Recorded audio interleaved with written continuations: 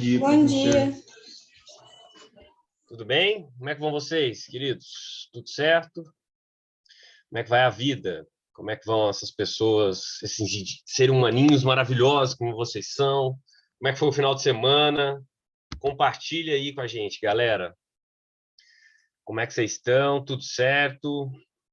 Mariana, Luísa, quem mais está aqui? Foi ótimo, Isabela. O meu foi curto, poderia ter sido maior, mas tá bom, tá valendo, é o que tem para janta, né?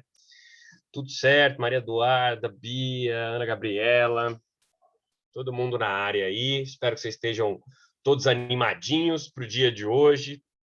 Sandy. Bom, galera, tudo bem? Tudo certo com vocês? Hoje, num cenário diferente, hoje estou de volta às origens daqueles tempos de pandemia, que ficaram lá para trás, né? Imagina, tem muito tempo aquilo, a gente nem passa por isso mais. Bom dia, Ana, bom dia, Isabela, o João. Galera, tudo certo com vocês? Espero que sim. Hoje, não mais nos estúdios. Bom dia. E aí, Eduardo? Aqui nos estúdios Túlio Augustos, de produção, a gente conduzindo os trabalhos aqui com vocês. Vamos dar continuidade, né? Beleza, Samuel? E, bom, a gente estava falando de antropologia cultural, né? A gente estava falando ali da escola culturalista, vocês se lembram bem, já falamos bastante disso. Eu vou retomar e dar uma avançadinha, que já era para a gente ter avançado um pouquinho, mas eu senti que da parte de vocês houve um certo estranhamento com alguns pontos, né? Me pareceram qual será o conteúdo cobrado na prova objetiva. Todo o conteúdo até hoje. Tudo que a gente viu e mais um pouco ainda. Ainda vou perguntar coisas que eu não dei também. Galera, tudo que a gente viu em sala de aula aí, as escolas antropológicas aí, todas, essa questão da cultura, que a gente está vendo desde a primeira aula, tudo isso aí é passível de cair, tá? Não apenas esse conteúdo mais recente, tá? Tudo que a gente viu até agora. O que, em termos de conteúdo, embora tenha dado muitas aulas, não é tanta coisa assim, né? Tem repisado muita coisa para a gente. Pois é, talvez não caia, vamos torcer para não cair o conteúdo do primeiro ano de novo. Inclusive, a gente vai... hoje eu vou encaminhar essas provas para vocês, hoje eu vou fazer as provas, então eu espero que vocês estejam todos bem inspirados, assim, para me inspirar para fazer a prova, tá? Eu espero isso, porque eu vou fazer a prova agora, se der, agora pela manhã mesmo, essa prova de vocês. Com relação à prova passada, alguém está perguntando aí. Gente, não sei. Mas calma. Talvez você já tenha um dia marcado? Não. Se tem, eu não sei. Às vezes tem. Isso é uma decisão administrativa aí do colégio, Rodinei, a Liz e quem mais tiver a cargo disso, eles vão tomar essa decisão. Eu não sei, gente. A prova está lá já, disponível. E, enfim, eles vão tomar essa decisão aí no momento. Eu não fui informado. Eu sei que os prazos para entrega de outros materiais, entrega, por exemplo, da prova que eu tenho que entregar hoje para vocês, se mantenha. E como que o colégio vai organizar isso, eu ainda não fui informado. Mas estejam tranquilos, reitero o que eu falei em outra aula, estejam tranquilos que ninguém vai ser prejudicado, não. Tá? Fiquem tranquilos, aquela prova não vai valer. Eu nem corrigi, nem cheguei a ler aquela prova. Por um lado, foi muito bom, né? Pude ficar à toa sem ler 80 provas, sem ter que corrigir 80 provas. E alguém perguntou aí, ó, se aquela vai valer pelas duas. Acho muito difícil, mas não sei. Vai que, né? Não sei. Na sua cabeça faz sentido? Não sei. Tanta coisa faz sentido na nossa cabeça, às vezes não faz sentido no mundo, né? Ou na cabeça dos outros. Não sei, Ana Gabriela. Aguardemos as cenas dos próximos capítulos. Mas enquanto a gente não está nesse capítulo, vamos voltar ao capítulo que nos interessa. Deixa eu compartilhar aqui. Você tem que ficar vendo minha cara aí fica difícil, né, para você. Share screen, vamos lá. Por que não share? Agora sim. Vocês estão vendo, eu suponho, certo? Sim, respondam. Sim, estamos vendo. Sim. Isso. Isso aí, galera. Então, vamos dar uma sequência aí. Lembrando que nós vínhamos tratando aqui deste jovem senhor, que é o... Deixa eu botar isso aqui, porque esse negócio compromete a minha visão. A gente vinha falando muito do Franz Boas, né? Que é o patrono dessa chamada escola. Olha o nomezinho dele aqui, ó. Patrono dessa chamada escola culturalista, né? O que ele traz? Vocês já viram esse slide também várias vezes, e eu quero retomar a partir dele, porque foi nesse ponto que a gente parou na aula passada, e tem sido aqui que a gente tem dado umas engasgadas, né, gente? Eu percebi com vocês, e se eu estiver enganado, me corrijam, mas o que eu notei é que foi nesse lance do paradoxo do relativismo, muita gente deu uma enguiçada, né? Ficou mais difícil de entender e tudo mais. Bom, vamos dar uma repisada aí. Vocês já sabem que, como uma espécie de combate ao etnocentrismo, surgiu o relativismo cultural, né? E no que consiste esse relativismo? Ora, em relativizar os pontos culturais de cada povo, né? Se você tinha, por um lado, uma antropologia evolucionista que hierarquizava, categorizava os valores, os aspectos culturais todos, e se sentia na obrigação de dizer qual era melhor, qual era pior, qual era mais avançado, qual era mais moderno, qual era mais atrasado. Por outro lado, num avanço aí dos estudos da antropologia, nos chega o Boas, não apenas ele, mas sobretudo ele, dizendo que, olha, o buraco é mais embaixo, cultura não se mede assim, cultura não pode ser avaliada assim, não existe essa história de cultura única para a humanidade, com apenas diferenças de estágio evolutivo. Não, existem culturas no plural, né? E essas culturas têm que ser interpretadas dentro da sua realidade, têm que ser relativizadas, daí a ideia de relativismo, né?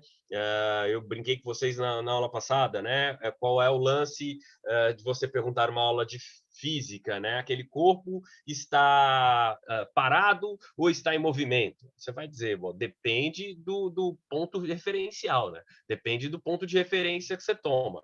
É mais ou menos a mesma coisa no lance cultural aqui. O Boas vai nos dizer, olha, tal aspecto ele é de uma cultura desenvolvida, é de uma cultura arcaica, ele é atrasado, não é? Bom, depende muito do referencial. Você não pode ficar comparando coisas diferentes, né? Eu sempre uso essa figura aqui, e até que vocês me tragam uma mulher melhor, eu vou continuar usando, né? Você não pode ficar comparando pepino com maçã, porque são coisas diferentes. É isso que ele está nos dizendo. Culturas são coisas, as culturas são diferentes entre si e elas, portanto, não cabem numa mesma régua comparativa.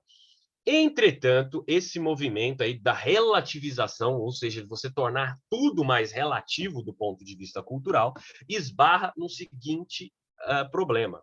Ali onde o vento faz a curva, que o negócio engasga, porque se tudo é relativo, e se eu estou obrigado a reconhecer tudo em termos relativos, isso me obrigaria também, por extensão, a interpretar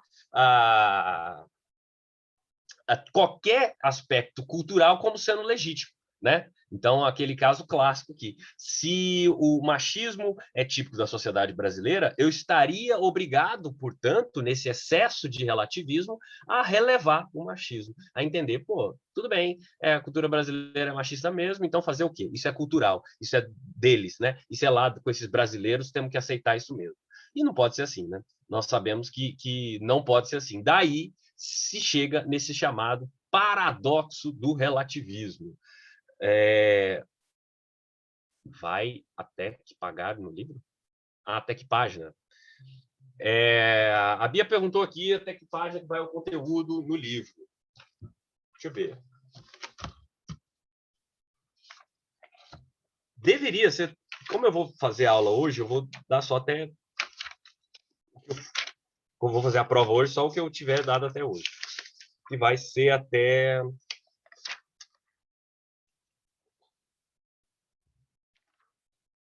Até a página 14. Até a página 14. Até a página 14, o comecinho da 15. Beleza? No livro. É pouquíssima coisa, né, gente? Tanto de aula, mas pouquíssima coisa. Então, voltemos aqui. Eu falava para vocês do paradoxo do relativismo. Você não está...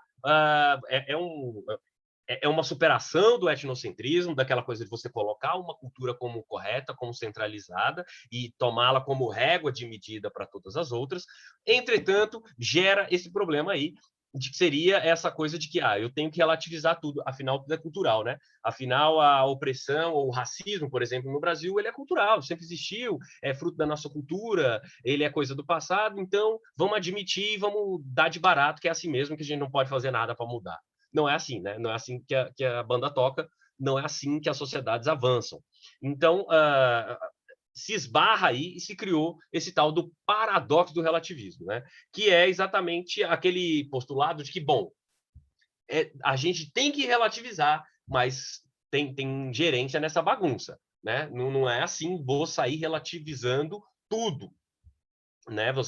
Eu dei o exemplo para vocês, determinadas tribos que lá tem um costume, é tradicional, é cultural, de mutilar as mulheres para que elas não tenham a possibilidade em nenhum momento da vida, por exemplo, de ter prazer sexual. Isso é cultural. Isso existiu culturalmente. Eu, como indivíduo, no século XXI, que estou tentando fazer a sociedade avançar, a humanidade avançar, eu sou obrigado a tolerar isso. A gente tem que achar que isso é normal e todas as sociedades têm que entender isso.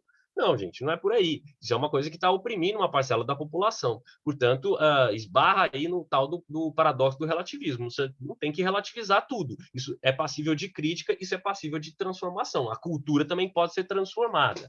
É isso que está nos dizendo o paradoxo do relativismo. Então, e como dosar isso? Como eu saber em que ponto o que deve ser alterado, o que não deve? O que, do ponto de vista cultural, é aceitável e o que não é? Isso é uma decisão sempre muito difícil, né? Sempre, como tudo em ciências humanas, é sempre dar muito pano para manga, dá muita discussão, né? Como dosar, como equilibrar, como saber até que ponto um aspecto cultural é aceitável e a partir de que ponto ele não é mais aceitável, né? Como dosar isso? A grande questão é essa. E aí nos surge como uma fórmula que não é mágica, mas pode servir de algum auxílio, é a gente se vir aqui, esses dois últimos tópicos aqui do texto, né? A saída é analisar as relações de poder existentes dentro de uma determinada cultura. Se um costume, se um aspecto, se algum ponto daquela realidade cultural serve para prejudicar uma parcela da população, portanto, a crítica a ela é justa, né? Portanto, você deve sim tentar transformar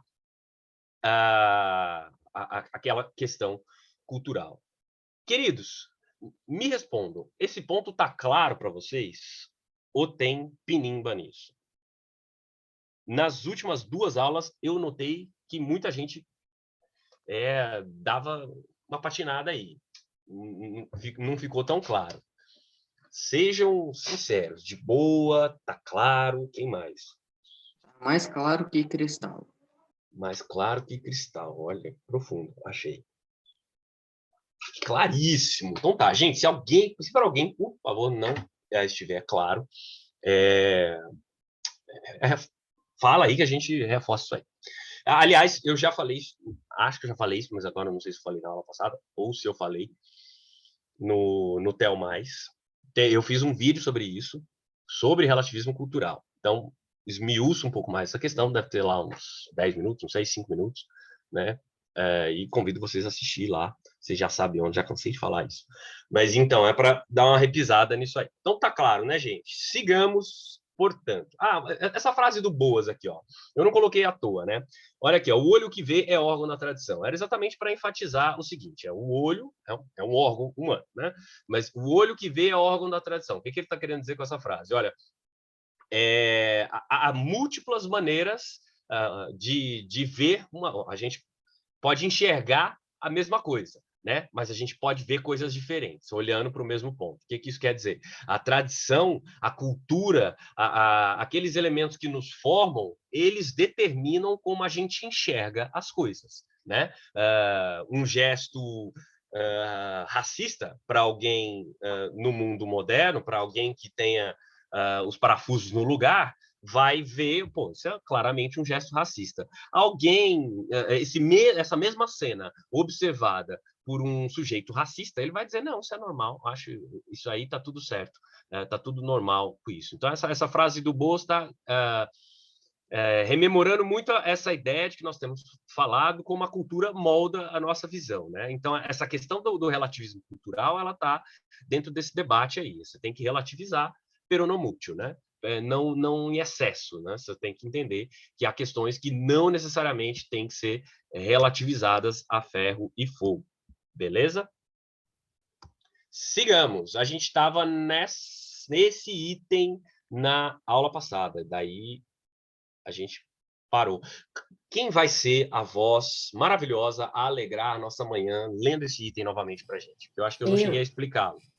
Por favor, leia a voz maravilhosa que eu não identifiquei ainda de quem é. É a Maria Luísa. Pode ler? Por favor. Acerca dos conceitos de etnocentrismo e relativismo, julgue os próximos itens. De acordo com o princípio do relativismo cultural, os juízos baseiam-se na experiência e esta, por sua vez, é interpretada por cada indivíduo por meio da sua própria endoculturação. E aí, caríssimas e caríssimos, o que vocês nos dizem desse item? Era para marcar certo ou errado, isso aqui era um concurso público do CESP, né? O CESP que faz muitos dos concursos públicos federais, né, que faz a prova do ONB, né? O que vocês me dizem disso aí? O que vocês acham desse item? Contraditório. Pois é, contraditório. Em que aspecto contraditório? De acordo com o princípio do relativismo cultural, os juízos baseiam-se na experiência. E esta, por sua vez, a experiência, é interpretada por cada indivíduo, por meio da sua própria endoculturação. O que quer dizer endoculturação, né, gente? Para começo de conversa, endo quer dizer dentro, tá?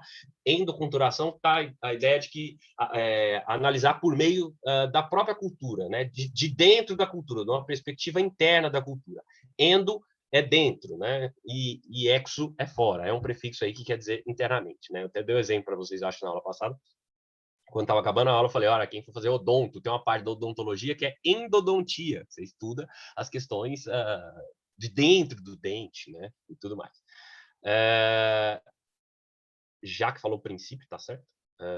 Sim, esse item está correto. Esse item está correto. Né? É exatamente isso que a gente tem falado, de que a cultura precisa ser analisada a partir da sua própria lógica, a partir da sua própria perspectiva, a partir do contexto no qual ela está inserida. Você não pode, numa visão externa, analisar a cultura e querer comparar ela com outra, porque vai ter um significado diferente, vão ter intenções diferentes, né? Eu dei um exemplo, assim, vamos voltar a viajar aqui na maionese. Eu acho que na nossa primeira aula remota, no dia que parou geral, há umas 2 semanas, que o áudio não estava muito bom lá na sala, e eu dei um exemplo para vocês, e acabou sendo meio profético, né?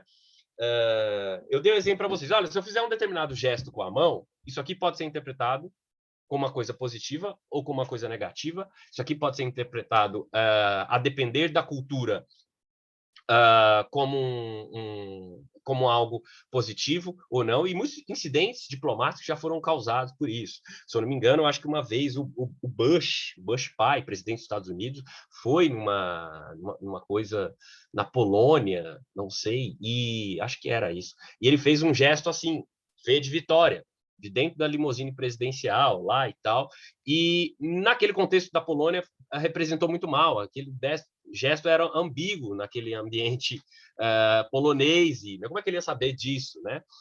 E eu estou dando nesse exemplo mais ou menos para mostrar o seguinte: você tem que comparar a cultura dentro da sua realidade. Esse gesto aqui pode ser ok, se você fizer mergulho, isso aqui é uma linguagem para dizer ok. Isso aqui não é ok, isso aqui é vamos subir, né? No mergulho. Mas isso aqui pode ser um gesto também ofensivo.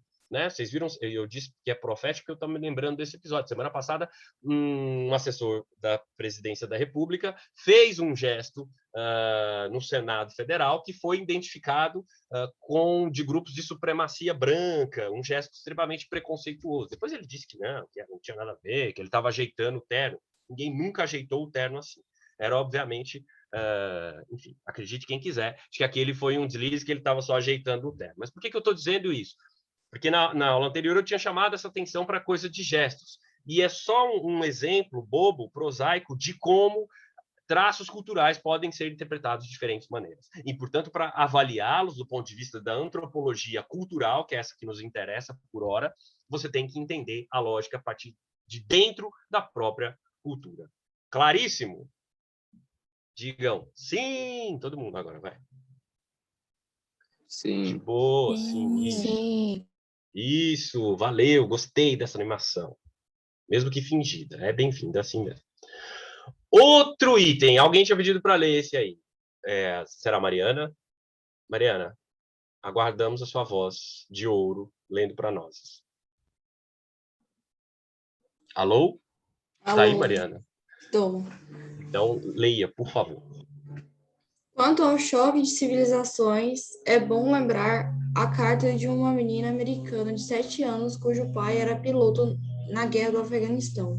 Ela escreveu que, embora amasse muito seu pai, estava pronta para deixá-lo morrer, a sacrificá-lo pelo seu país. Quando o presidente Bush citou essa palavra, elas foram entendidas como manifestação normal de patrimônio americano.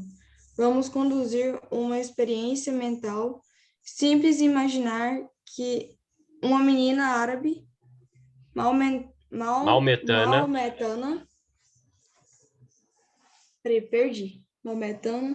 Pateticamente lendo para as câmaras as mesmas palavras a respeito do pai que lutava pelo Talibã. Não é necessário pensar muito sobre qual teria sido a nossa reação. Situação imaginária proposta pelo autor explica o desafio cultural do... Só rememorando aqui, isso aqui é um item do Enem 2015, que é o seguinte, o Slavoj Zizek, que é um sociólogo, num texto aí, tá fazendo alusão a um episódio que ficou muito famoso na Guerra do Afeganistão. Aqui eu tive que editar o slide, aí mudou a letra. Afeganistão, Bush, saíram no letra minúscula aqui, me desculpem. Ele leu, o Bush pai, Bush filho, o George Bush, presidente dos Estados Unidos, durante a Guerra do Afeganistão, leu essa carta num pronunciamento, era uma carta de uma criança, falando que, olha, meu pai é piloto aí da Força Aérea Americana e eu sofro muito com meu pai estando na guerra e tudo mais, mas eu entendo que é o melhor pelo país, eu sei que ele está disposto, inclusive, a, se for o caso, sacrificar a vida dele pelo nosso país, pelos valores americanos e tudo mais. O Bush leu essa carta, claro, como uma peça de propaganda ali do governo americano, num pronunciamento oficial, e deu muito pano para manga, né? Muita gente, muito aquela coisa do patriotismo americano, sobretudo no momento de guerra, e aí o Slavoj tá propondo aqui o seguinte exercício, olha, vamos imaginar que fosse o contrário, que fosse uma menina árabe, islâmica, fazendo essa mesma carta, dizendo que não se importa do seu pai morrer em nome do Talibã, né? O grupo dos radicais islâmicos lá, que o exército americano estava combatendo no Afeganistão, né? E a proposta que ele faz, olha, não é necessário pensar muito sobre qual teria sido a nossa reação, né? Ele está nos instigando a dizer o seguinte, se fosse o contrário, a gente ia dizer, olha como esse povo é maluco, olha como esse povo é radical, olha como esses árabes e esses radicais aí são insanos, né? Uma criança defendendo a morte do pai, né? Em nome dessas causas malucas. Ele está fazendo esse exercício de inversão aí, propondo, era um artigo dele, meio provocativo, propondo isso, tá? Só para contextualizar, para ficar mais claro. A situação imaginária proposta pelo autor explicita o desafio cultural do... E aí, pode ler os itens novamente, por favor, Mariana. assim que a gente passar. Isso. Letra A. A prática da diplomacia. B. Exercício da alteralidade. C. Expansão da democracia. D. Universalização do progresso. E E. Conquista de autodeterminação. Bom, o que vocês extraem disso aí? A Ana Luísa já cravou aqui, a Ana Luísa já cravou aqui o B. O que vocês acham desse item? Está tratando um pouco dos temas que a gente está falando, mas de uma maneira ali menos óbvia, né? O item é exatamente o B que a Ana já marcou aí. O exercício da alteridade. Eu falei para vocês que a alteridade, né? O reconhecimento da alteridade era um aspecto muito importante nessa antropologia cultural. Né? O que é esse exercício da alteridade? Essa capacidade de você reconhecer no outro, de você reconhecer a cultura, os valores do outro, né? De você reconhecer o outro na sua completude, na sua complexidade. Né? Então, a provocação do autor ali, naquele excerto destacado, era exatamente essa. Ó, vamos fazer o inverso? Vamos nos colocar no papel inverso, na situação do outro? Como seria a nossa reação se a situação fosse o contrário? Como a gente reagiria a isso? Então, exatamente, ele está falando aqui do exercício da alteridade, e por conta disso, isso nos lembra aí esse postulado muito importante da antropologia cultural, tá? Para pegar os alunos desavisados aqui, eles vão prática da diplomacia, expansão da democracia, bom, são tópicos aí que têm a ver com essa temática da guerra do Afeganistão, mas não tem nada a ver com a instigação que ele está fazendo ali, que o autor, ou a provocação que o autor está fazendo ali no texto. Beleza? Sim, digam sim, chuvas de sim, ali no chat. Sim. Beleza, né? Tá todo mundo acompanhando. Ain, eu vou tomar que é sim, né, Arthur? Mas não sei se deu uma canelada aí, se foi que doeu, enfim. Mas beleza, sigamos. Tá. Olha só, esse outro trecho aqui, quem tiver com fôlego, voz de exposição, eu gostaria que lesse esse primeiro trecho aqui. Prossiga. Temos outro método que, em muitos aspectos, é bem mais seguro. O estudo detalhado de costumes em sua relação com a cultura total da tribo que os pratica, em conexão com uma investigação de sua distribuição geográfica entre tribos vizinhas, propicia-nos, quase sempre, um meio de determinar, com considerável precisão, as causas históricas que levaram à formação dos costumes em questão e os processos psicológicos que atuaram em seu desenvolvimento. É isso aí, valeu, Eduardo. É o seguinte, olha só, esse é um trecho do Boas aí que está nessa pose de Kung Fu Panda aí no cantinho da tela para você, e ele está dizendo o seguinte, isso aqui é um trecho em que ele está criticando o tal do método comparativo. Vocês já se lembram, já temos frisado isso inúmeras vezes, como ele defendia o método indutivo e abominava o tal do método comparativo, que seria aquele método esposado lá pelos evolucionistas, né? E o que ele está dizendo? Olha, nós temos outro método que é muito mais seguro, né?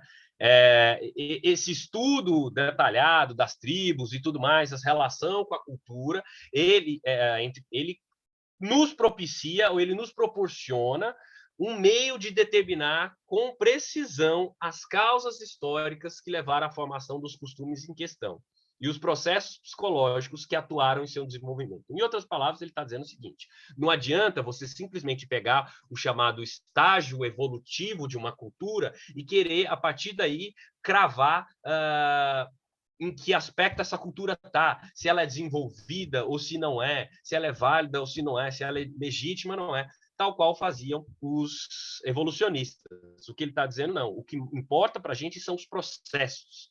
Né, os processos de desenvolvimento de uma cultura, os processos de transformação de um elemento cultural, e não simplesmente pegar a representação daquele elemento e dizer, isso é típico de país desenvolvido e isso é típico de cultura atrasada. O que ele está dizendo é isso.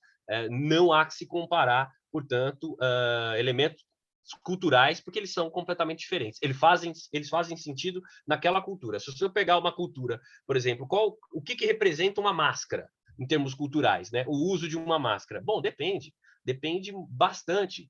Se eu for lá na Grécia Antiga, eu vou chegar à conclusão de que, bom, as máscaras eram usadas nas encenações teatrais, né? No teatro. Para a composição do personagem, era um elemento ali estético.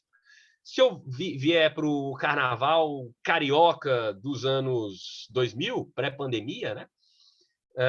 A representação de uma máscara num baile de carnaval é completamente outra, né? Se eu visitar uma determinada tribo da Ásia em que as máscaras são usadas em rituais religiosos com um intuito de se resgatar a memória de uma pessoa que já morreu, é outro significado, né?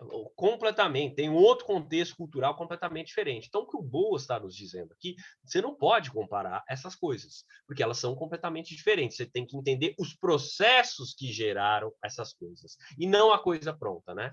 O uso da máscara como uma coisa cultural.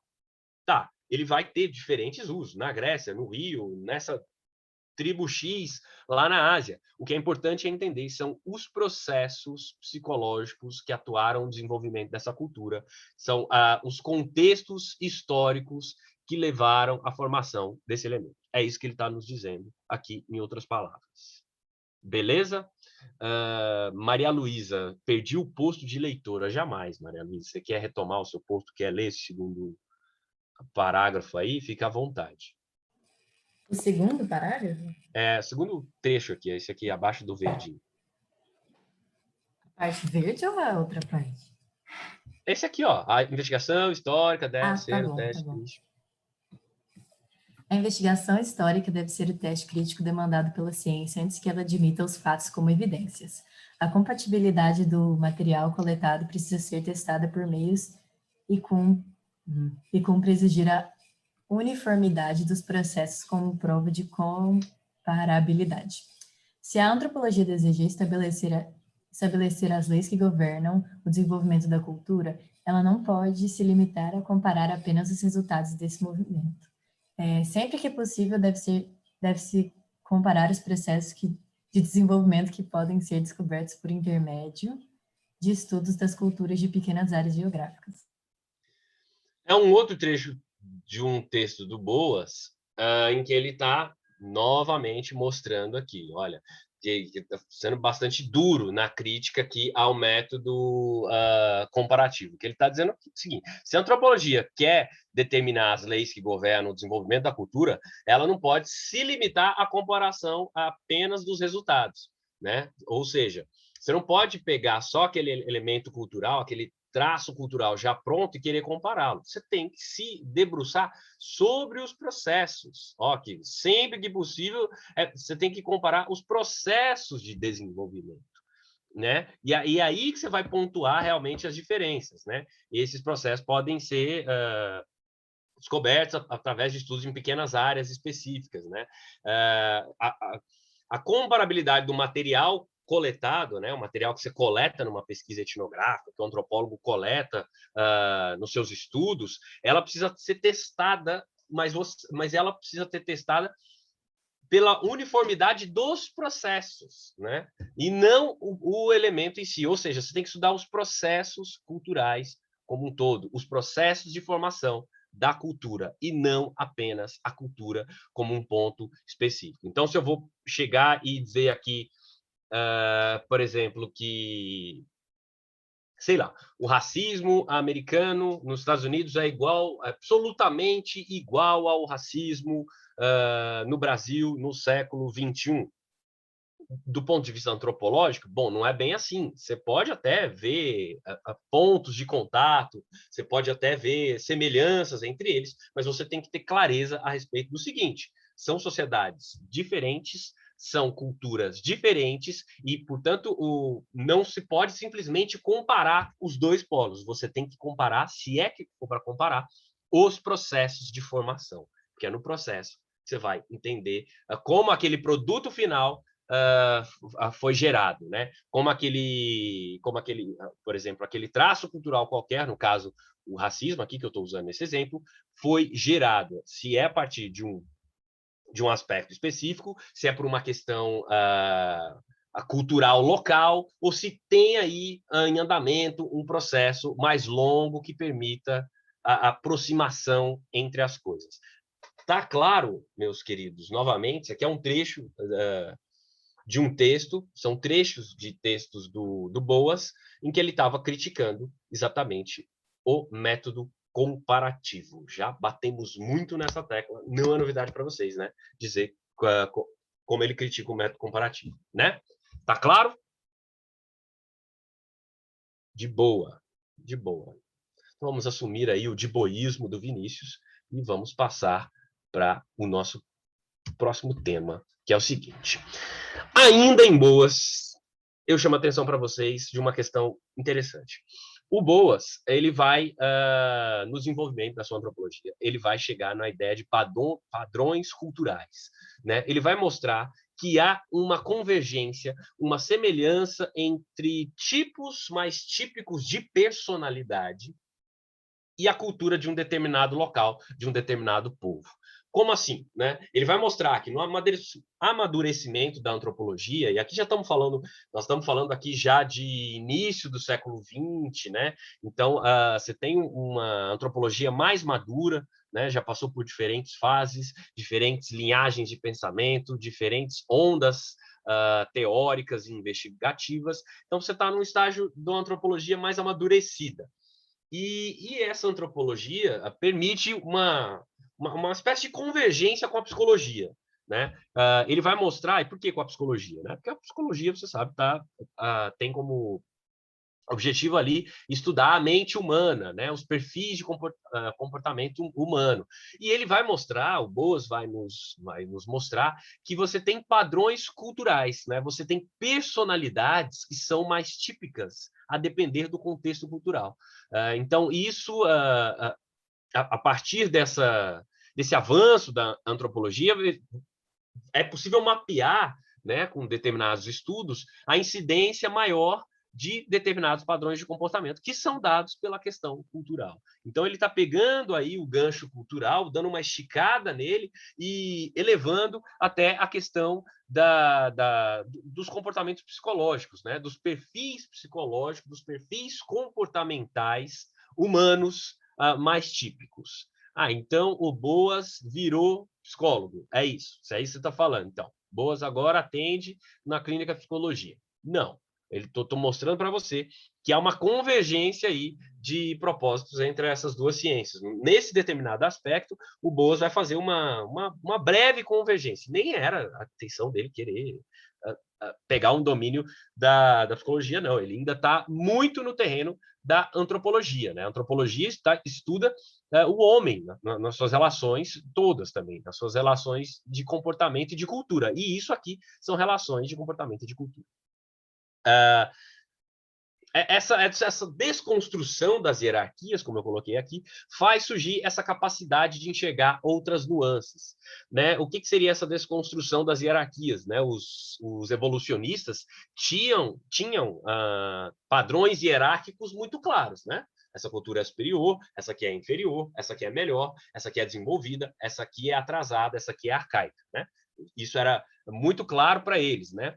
E esse processo de desconstrução dessas ideias que o Boas vai fazer com essa linhagem da antropologia culturalista faz surgir essa capacidade de enxergar outras particularidades, outras realidades, outros detalhes que antes estavam encobertos, né? Então ele vai mostrar que os comportamentos individuais são frutos da cultura. Por mais que você... Isso, hoje, para nós, é meio óbvio. De outras maneiras, ou com outras palavras, eu falo isso para vocês desde a primeira aula de Sociologia.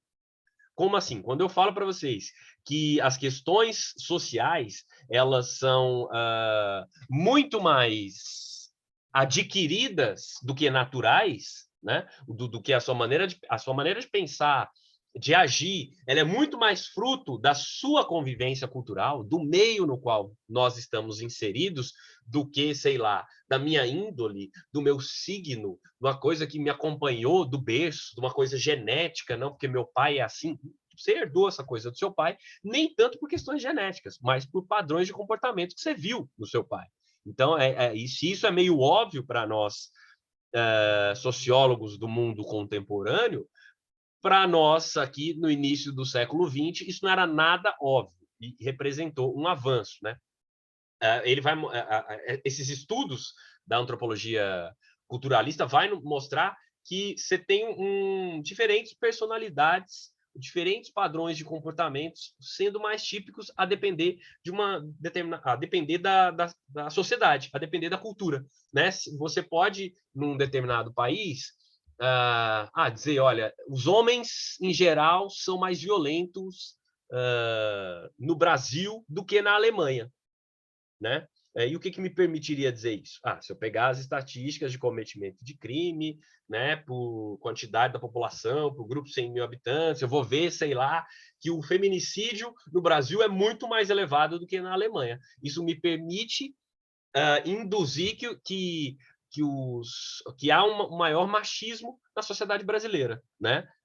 Que gera esses comportamentos. E que, portanto, as personalidades masculinas, em geral, são mais permeadas por essas questões culturais, né? Então, ele vai mostrar que até personalidade, que até essa coisa que a gente acha que não é muito meu, é muito assim, isso é, em boa medida, determinado por aspectos culturais, né? Essas diferenças culturais produzem diferentes realidades. Comportamentos e práticas regulares são padrões culturais.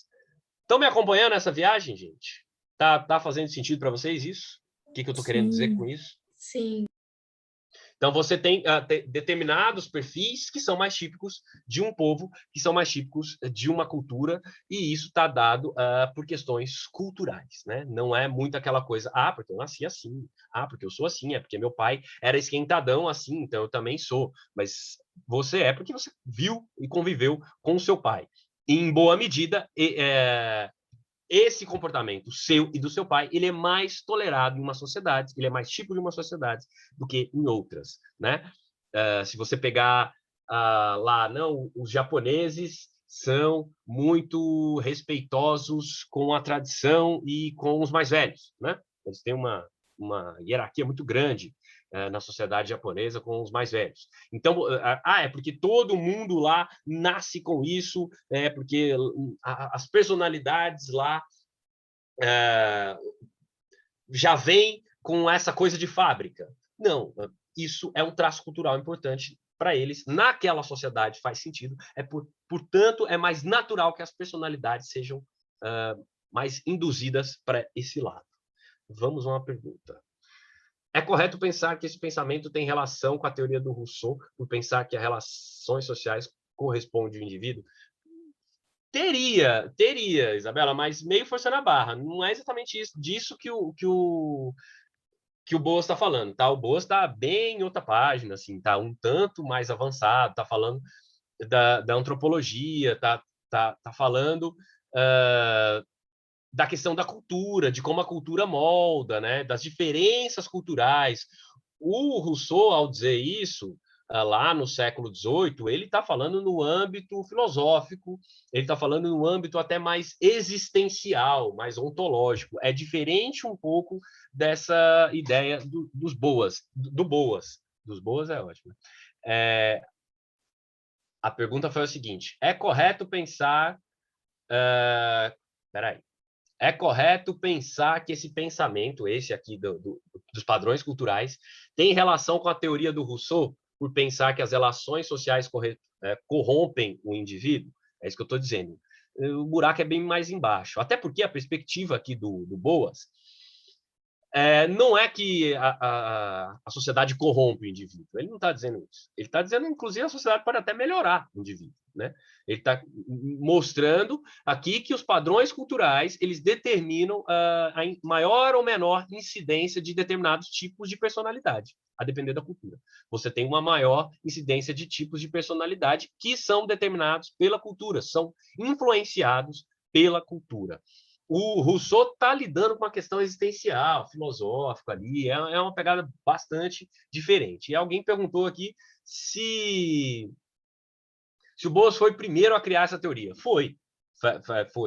Boas que inaugurou essa coisa dos padrões culturais, sim, né, na perspectiva antropológica. Não que esse debate já não houvesse, já não existisse, por exemplo, na psicologia, mas com outra pegada, com outra tônica, com outra ênfase. Né? Aqui, da perspectiva culturalista, é Boas quem primeiro nos traz essa ideia. Beleza? Temos pouquíssimo tempo, mas sigamos. Antes da gente passar para o próximo slide, eu quero deixar... vai até a página 15, o começo da página 15, Samuel. A primeira metade da página 15. Eu quero deixar para vocês uma tarefinha de casa, que é da questão 1 à questão 8, para vocês fazerem aqui. Peraí, deixa eu ver aqui que página que é. Aqueles exercícios no final do capítulo lá, gente. Como é que chama aquilo?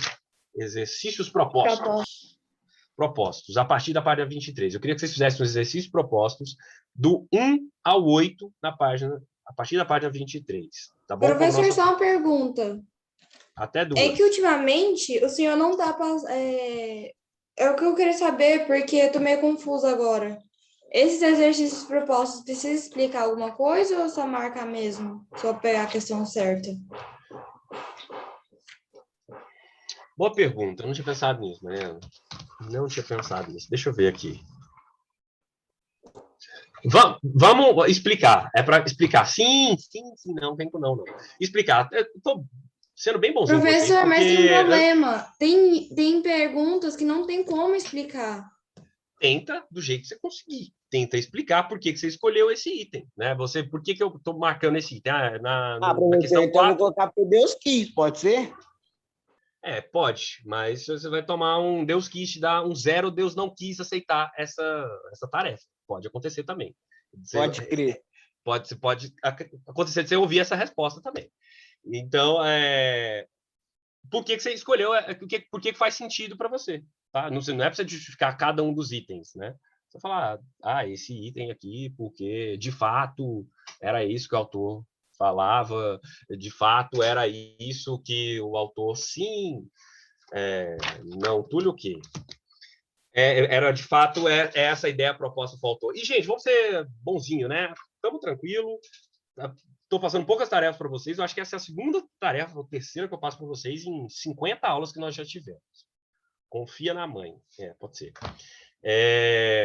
Beleza? Não, já está pedido, gente. Já está pedido para justificar. Não tem como voltar atrás mais. E é muito tranquila, é bom que é um aquecimento para a prova. E lembre-se, eu vou fazer a prova agora. Se vocês ficarem reclamando demais, eu vou ficar irritado e vou fazer prova difícil, tá? Então, ficam aí, fiquem tranquilos. Encerrou a nossa aula, fiquem com Deus. Falciane, no mínimo. Professor, Exatamente. bom feriadinho. Bom feriadinho, boa Alô, tranquilidade professor, para nós. Tchau, Fiquem com professor. Deus. Hasta la Tchau, vista. Arthur. Beijinho no coração de vocês.